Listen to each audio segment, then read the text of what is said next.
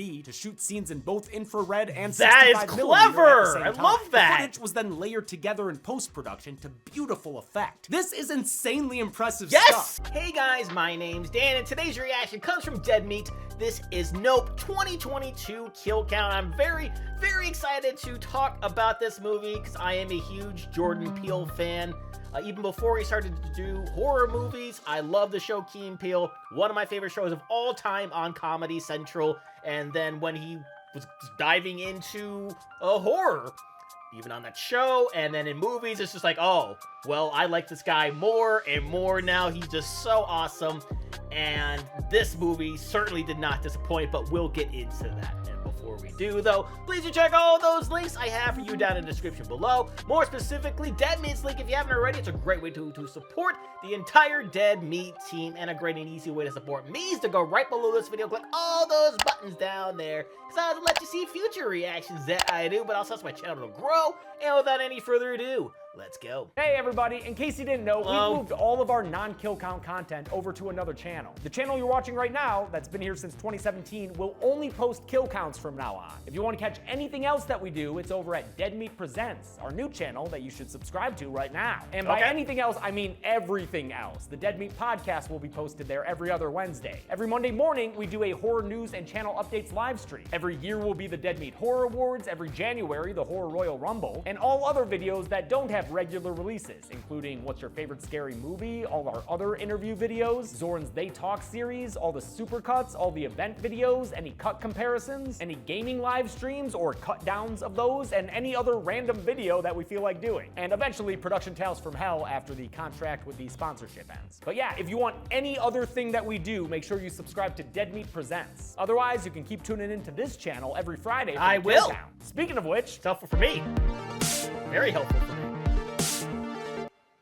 Welcome to the Kill Count, where we tally up the victims in all our favorite horror movies and show you how they were made. I'm James A. Janice, and today we're looking at Nope, released in 2022. Nope is the third feature film by writer-director Jordan Peele, who previously gave us the Oscar-nominated Get Out and Us. I know it's not a universal opinion, but Peele's batting 3 for 3 with me. Same. I think all of his movies are either great or straight-up masterpieces. Yup. Nope is my favorite of them all. It has literally everything I want in a horror movie. Terrifying scenes, hilarious humor, interesting characters, gorgeous cinematography, one of my favorite scores of recent years thanks to Peele's returning composer Michael Abels, and layers upon layers of themes. Even more so than his previous two outings, Peele displays such a confidence in storytelling here. He doesn't hold the viewer's hand and walk them through the plot. Instead, he lays it out as he sees fit. Yeah, it seems like he gets better with each movie he does. It's like he learns more from doing the one movie, and then the next movie's better, and then the next movie's better, and I'm sure the one after this is somehow going to be better. His images and dialogue with so much meaning that repeat viewings are not only rewarding, but necessary for a full appreciation. Agreed. Nope follows a pair of horse-wrangling siblings as they try to capture evidence of a UFO. They're played by Daniel Kaluuya, who starred in Peele's debut Get Out, and Keke Palmer, who horror fans probably know from Scream, that is, Scream Queens and the MTV Scream series. I remember. Peele wrote Nope during the COVID-19 lockdown and used the premise of alien abductions to tap into our sudden fear of going outside. He wanted to make a spectacle that would help bring people back to theaters, so he intentionally wrote a script that he didn't know how to pull off, then assembled an expert crew who could actually do it. Nope is a mix of various tones and styles, as much an adventurous western as it is a horror comedy. It takes inspiration from all over the place, from Jaws and King Kong to Close Encounters and Signs, from The Wizard of Oz to Neon Genesis Evangelion. And it's absolutely riddled with themes and deeper meaning, exploring Hollywood exploitation, the nature of animals, and the different ways of dealing with trauma. There are so many hidden details, and I'll do my best discussing them all in this kill count. But if you want a more in-depth conversation, check out our podcast episode about the film, which now lives over on our other channel, Dead Meat Presents. Of course, above all, I implore you to watch this movie yourself. Yes, it is please. a masterpiece of cinema, and I can't stress that enough. There's a reason it won 3 prime ribs at our horror awards last year, including Best Original Picture. Will this alien be as affable as Alf or... Oh shit, I completely forgot about this. Sponsor! Sorry, 1 second. Hello and welcome to the 29th annual Sponsor Bee, presented by today's sponsor, Manscaped, the global lifestyle brand that's trusted by 10 million ball buddies worldwide, thanks to their products like their waterproof lawnmower family of trimmers. I'm James, your sponsor master. Now, contestant number 1, editor Josh. Your word is lawn. Can you use that in a sentence? Manscaped's Lawnmower 3.0 Plus is dedicated to comfort and ergonomics, offering an updated ceramic blade with a plastic guard that's rounded for enhanced comfort, and incorporates a built-in guard to reduce the risk of those dreaded nicks and cuts when tending to the family jewels. Lawn. L-A-W-N. Lawn. Correct! Contestant number 2, writer Tim. Your word is mower.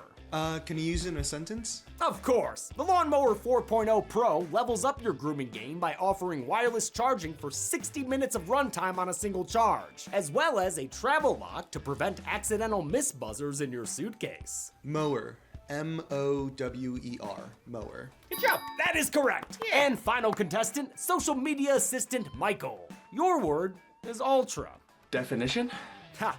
An extreme, such as the Lawnmower 5.0 Ultra, the most advanced lawnmower available, with dual next-gen skin-safe blades, the trimmer blade for cutting through hair with ease, and then the foil blade This is definitely one of my favorite ad reads just because of the connection to the film. designed to get a sleek, close shave that you couldn't get with just the trimmer blade. Ultra. U-L-T-R-A. Correct! Also love those Congratulations! pumps. You'll all be receiving your own lawnmower trimmers in the mail. mine Thanks for back playing. there. Yep. Now get back to work. You don't have to wait No. for a sponsor bee. Use promo code KILLCOUNT20 to get 20% off and free international shipping on your order at manscaped.com. Will this alien adversary be as affable as Alf, or will its body count look more like a xenomorph Xerox? Let's find out and get to the kills. All right, let's do it. The movie begins with an ominous Bible verse setting up the theme of spectacle. We get a brief glimpse at a balancing shoe and a fourth wall breaking bloody monkey, but we'll have to come back to this horrific scene later. For now, let's meet Otis Jr., or OJ, and his father Otis Sr., 2 animal trainers who run the Haywood Hollywood Ranch. They provide horses to movie productions in LA, and they're getting ready for a big job that may just save their struggling business. All of a sudden, power and phone signal blink out as OJ hears some spooky sound design way up in the sky.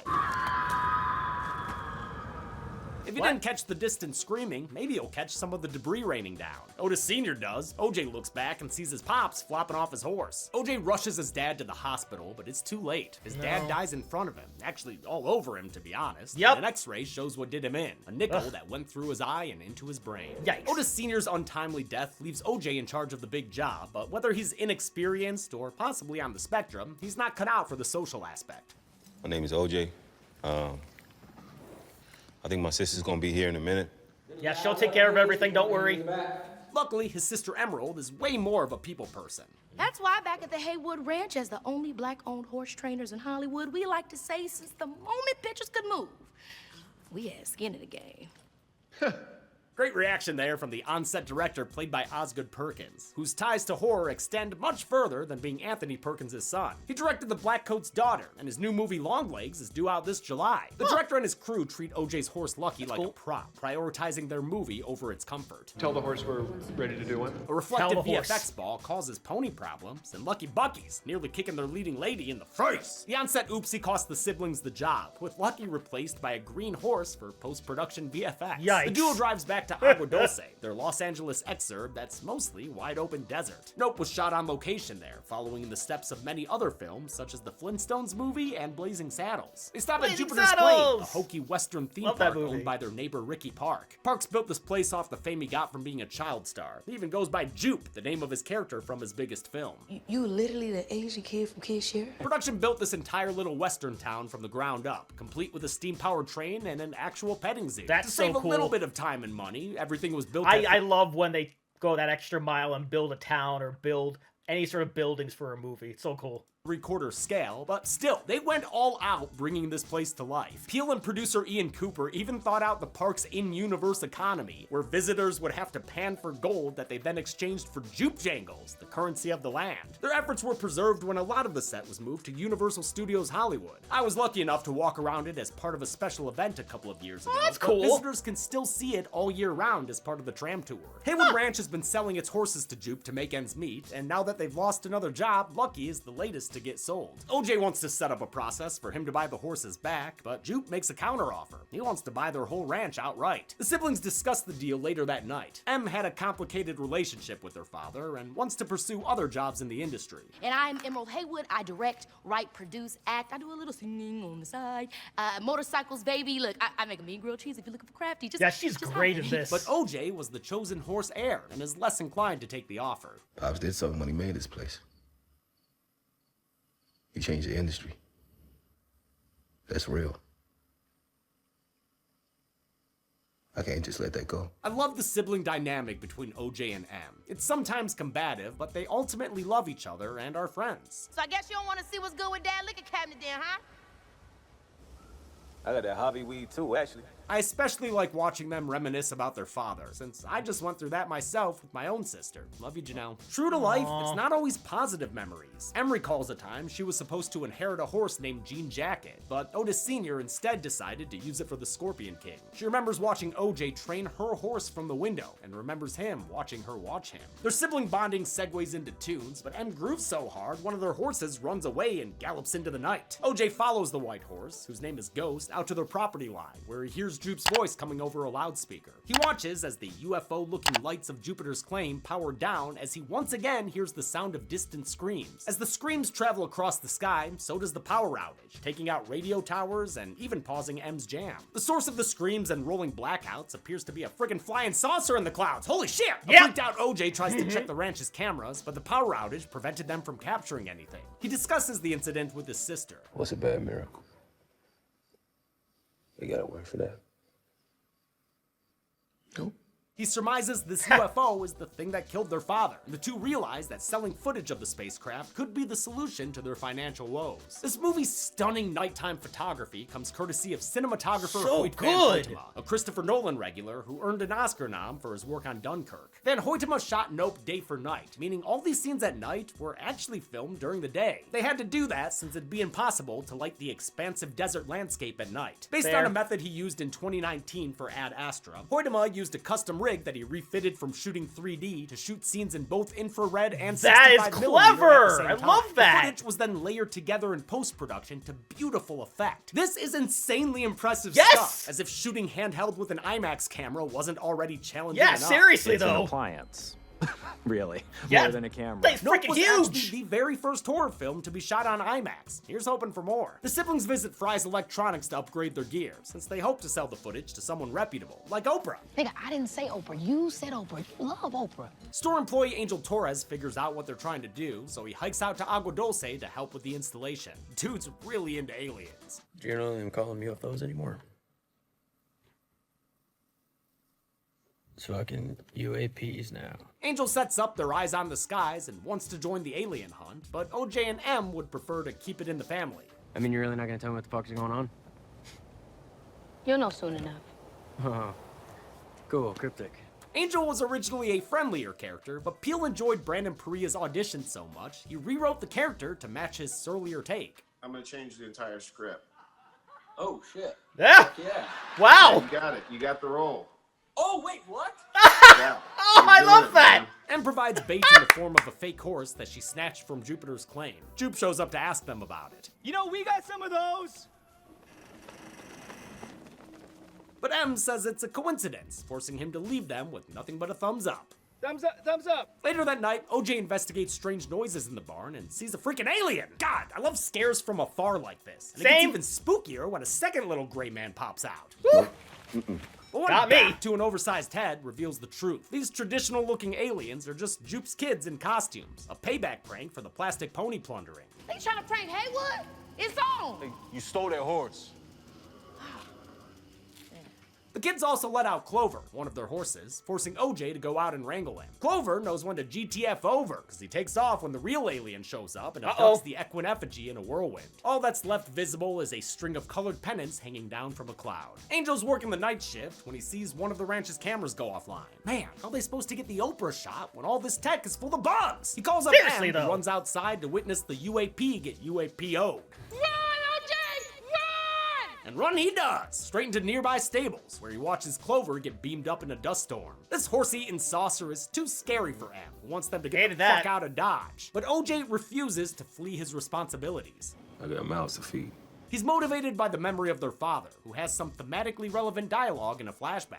I guess some animals ain't fit to be trained. Otis Sr. is played by Keith David, a two-time kill count veteran. He provides a perfect looming presence over OJ's career. Because of the UFO's power-sapping properties, the siblings realize they need to shoot on film. They try to recruit Antlers Holst, a famous cinematographer who was on the set of that job they lost. He's working on a documentary about dangerous animals when M calls. She tries to entice him by saying he can get the shot of a lifetime, but his response is a cynical no. Horse girl, this dream you're chasing, the one where you end up at the top of the mountain, all eyes on you. Ugh, that voice. The dream you never wake up from. At least they still have Angel, who tells them he noticed a motionless cloud in their footage that hasn't moved an inch all day. This wasn't the only sky footage that production had to manipulate. In fact, nearly every single sky shot was completely digital. Peele felt the sky in Nope was paramount, comparing it to the ocean in Jaws. That's why MPC VFX spent 9 whole months researching how to make realistic clouds. Wow! He realizes this cloud must be the UFO in disguise. That's incredibly in-depth. OJ begins to suspect it may be even more than that. It doesn't move like a ship.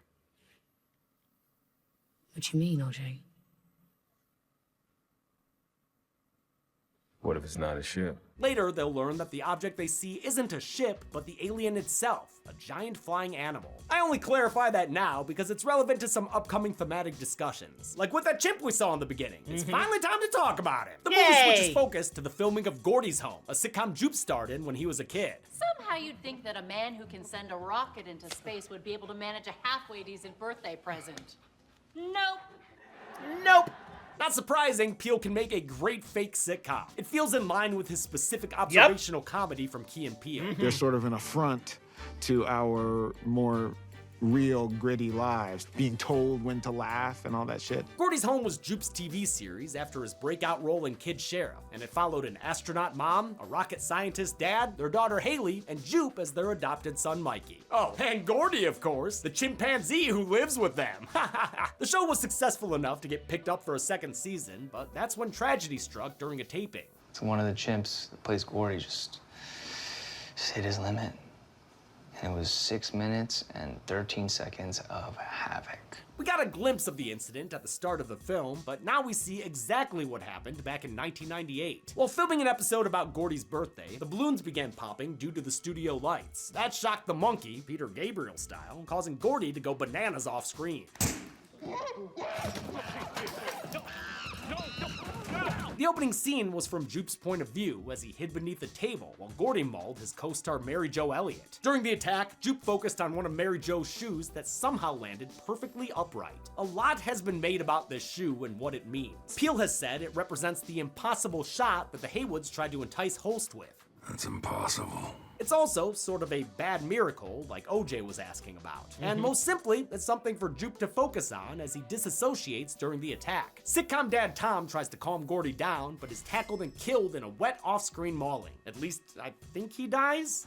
Yeah, I agree with that, yeah. The bloody monkey wanders back and notices Jupe below the table. He tries to make contact with a fist bump, but before Gordy can phone home, he's gunned down by a cop responding on the scene. Just a reminder that animals don't go on the count, nor does the death of Jupe's childhood. This traumatic experience has been sanitized and marketed by adult Jupe. He even maintains a private museum that canonizes the incident.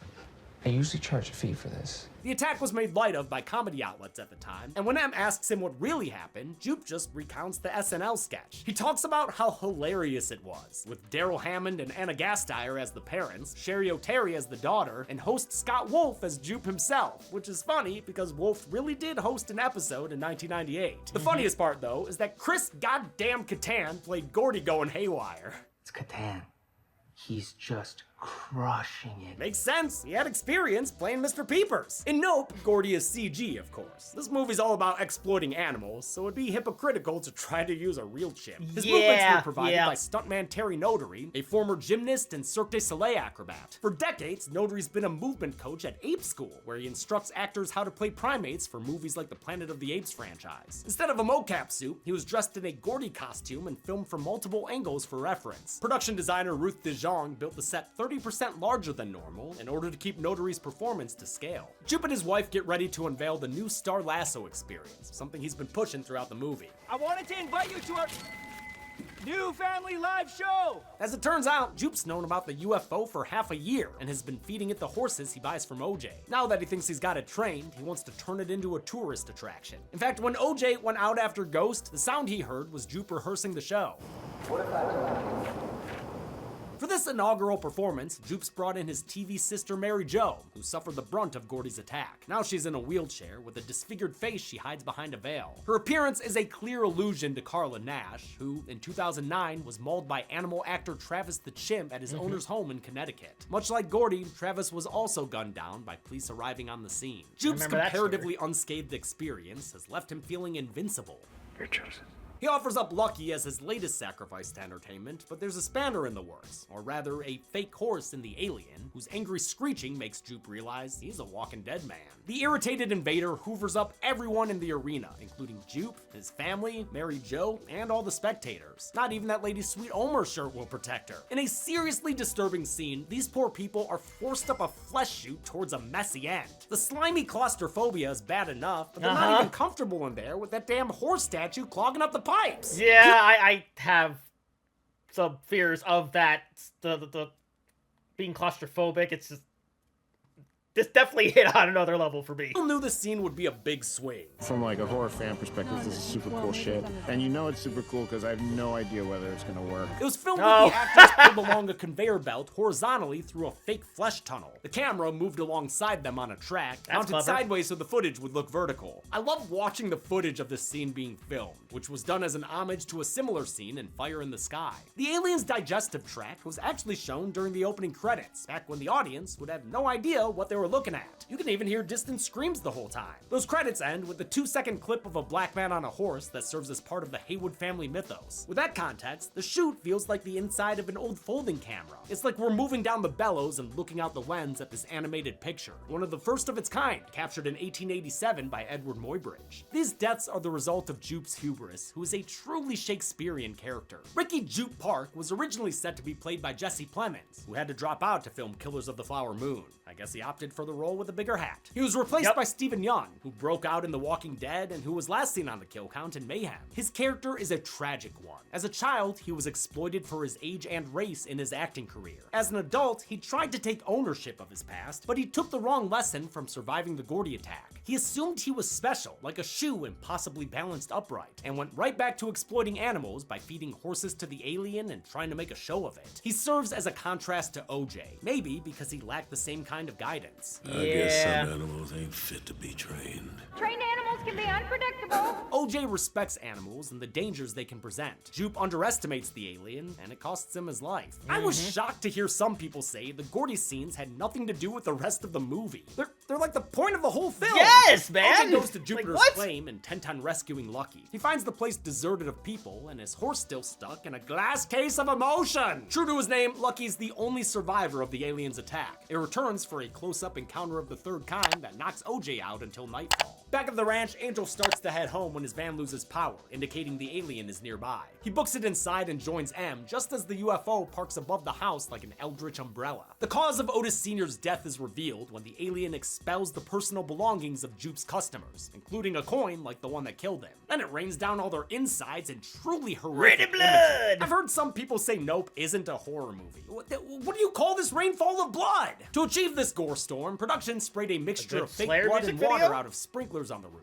God, I just can't get enough of this movie's behind-the-scenes stuff. Look at this giant crane! A lot of this footage comes from a 1-hour documentary called Shadows, The Making of Nope, which I highly recommend. It not only shows the technical side of things, but highlights how Peele's filmmaking being is collaborative and compassionate towards his cast and crew. He manages to give them creative space, even while having a very specific vision for every last detail. I really appreciated that he opened the door for collaboration with this particular character. As an example, Keke Palmer did over a dozen takes of her character's monologue, and according to Peele, each one was wildly different. OJ is booking it back home in his truck. Yeah, I could definitely see him doing that. He definitely seems like the type who is very collaborative with everybody, and it's not just his way or the highway. Once he sees the scale of what he's dealing with. No.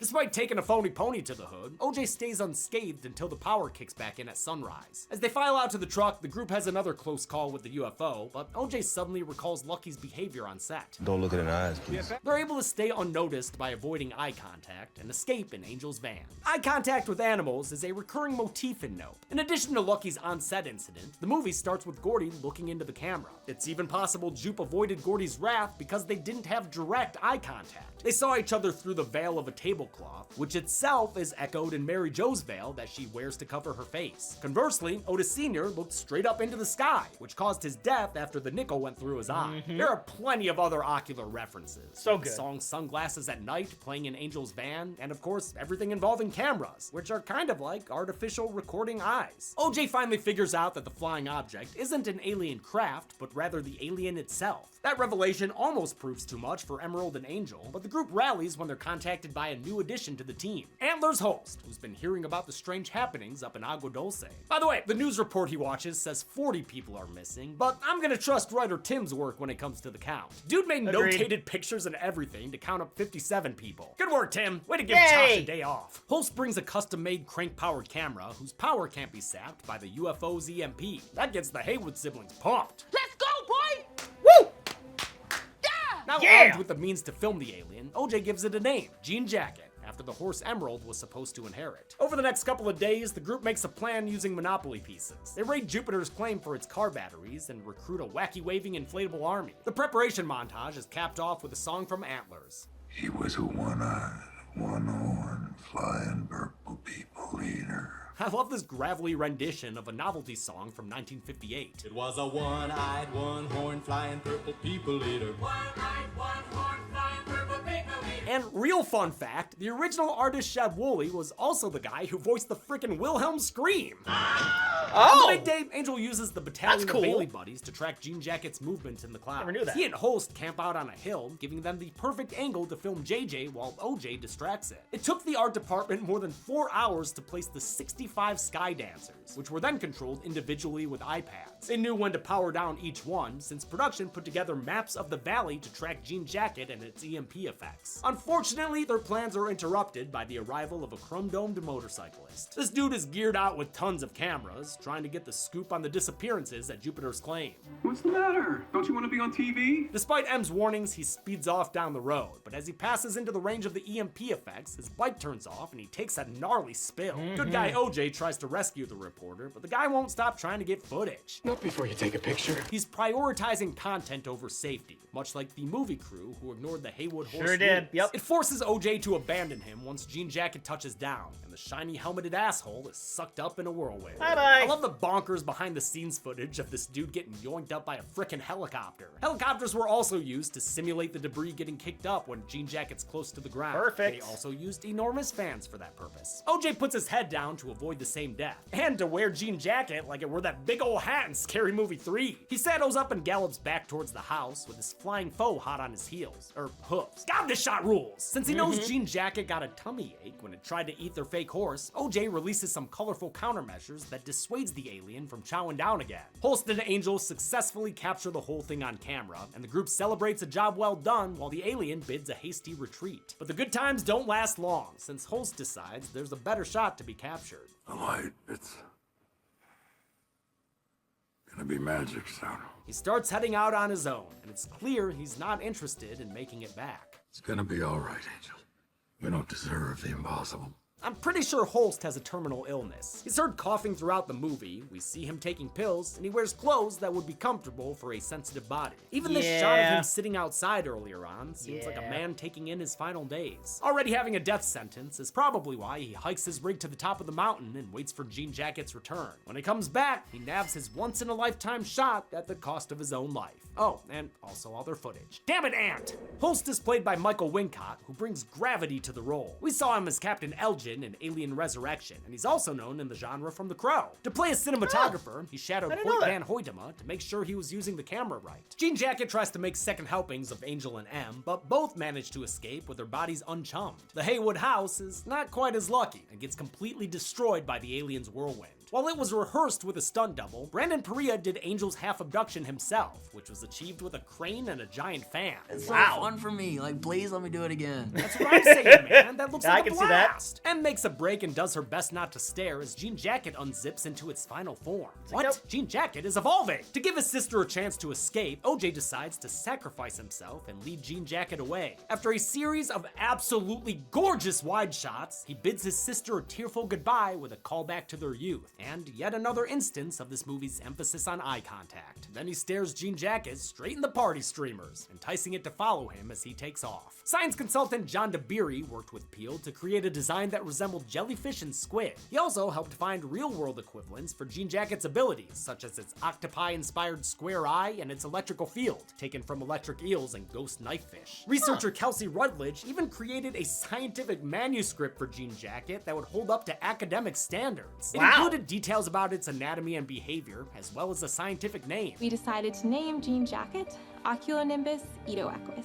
So this translates directly to Hidden Dark Cloud Stallion Eater. Other inspirations for Jean Jacket's design include Neon Genesis Evangelion's 10th angel, Sahaquiel, biblical descriptions of angels, Robert Mapplethorpe's photographs of orchids, and Marilyn Monroe's dress. The alien's movement is meant to simulate large pieces of cloth, with its skin harnessing the wind and riding it for mobility. Also, sometimes it looks like a mushroom cap with the stem picked off, and I really like that. I just love this fucking alien, okay? Yes! OJ I do leads Jean too. Jacket far away enough to bring power back to the motorcycle, which allows M to speed away on it towards Jupiter's claim. She had mentioned the skill during her character introduction, and she proves her proficiency with a badass motorcycle slide that Peel confirms was inspired by Akira. Still determined to get her over. Oh, I was wondering that. That's awesome. Of a giant kid sheriff balloon. She starts snapping photos with an old-timey photo booth she noticed during her first visit, and which figured into the movie poster for Kid Sheriff. With a mechanical photography device, she captures the moment Jean Jacket takes the bait and attacks its new inflatable opponent. Both M and Angel watch as the alien struggles to digest Balloon Boy, which eventually causes both parties to pop. It's a bit of a tragedy, since Jean Jacket was just an animal looking for a home.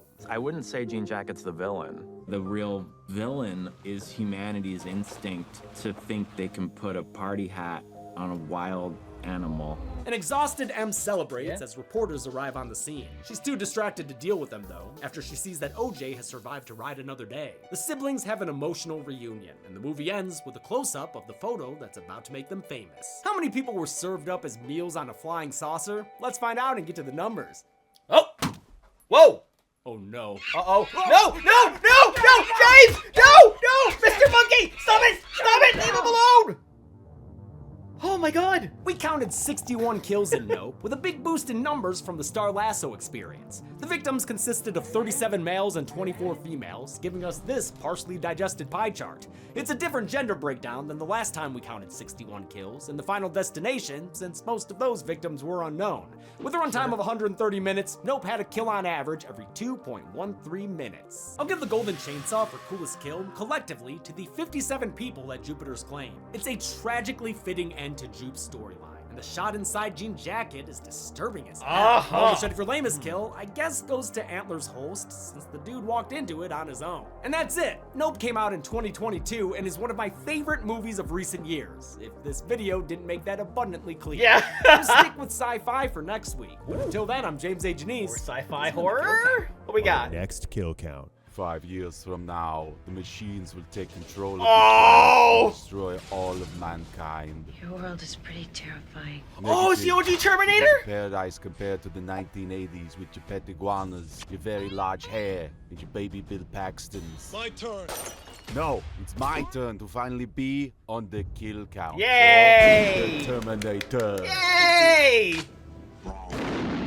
Yes, technically it's not a horror film, but it shares a lot of the same DNA. For one, I'm an unstoppable killer. And it absolutely will not stop, ever. Until you are dead. And then it's also got a strong final girl. I mean, am I tough? Organized? I can't even balance my checkbook. And of course, there are kills. From Arnold. So chill out, because we're doing it. Okay! This way, in 100 years, who's gonna care? The waitress is right. You'll all be dead by then. So why not spend your last moments this week watching a movie that reminds you that phone books, you know, used to be a thing. It did used to be a thing. And on Friday, set your sights on the kill count, only on dead meat. I'll be back. Oh, actually, no, you won't. We're only doing the first one because that's the only kind of, you know, horror one. Oh, okay, yeah, I guess that makes sense. I'm really excited to go and revisit that, but this movie was just fantastic. I don't know what else I can say about it that James hasn't already. Everything was flawless. The actors and actresses involved were great. The cinematography was just absolutely amazing. And then seeing how they made these certain scenes and how they used the CGI to basically create the clouds in the freaking sky. I mean, how awesome is that? Just saying that out loud sounds super cool. I freaking love Jordan Peele. I love his work. I love his movies so freaking much. I can't wait to see what horror movie he decides to do next, whenever that comes out in the future, because, you know it's going to be good, because everything he's done so far up until this point has been fantastic. So that's going to do it for me here. Comment down below, let me know, what did you think about Nope? Please leave a like if you enjoyed. Do check all those links I have for you down in the description below. Then lastly, and most importantly, I want to give a huge shout out to all my $5 and supporters on Patreon: Luchador, Cruising, Wolverine 310, GBN, Kester Kronich, Amber K, Raymond Bright, Joshy, Chris Curtis, Haley Machinardi, Ann Perry, Larka, Fosscacophony, Morgan Page, Izzy, Misa, Misa2, Lily the Snoopy Fan, Jenny the Swiftie, Allison the Aesthetic Girl, Matt Hushy, Fleet Street Vicomte, Christopher Banyard, Emily the Flower Lover, Sasha Harrison, Steffi, and Sarcastic Karma. And if you too like to have a shout out in each and every one of my videos, please head over to patreon.com/TheDamnReactor for more. And I'll see you guys next time.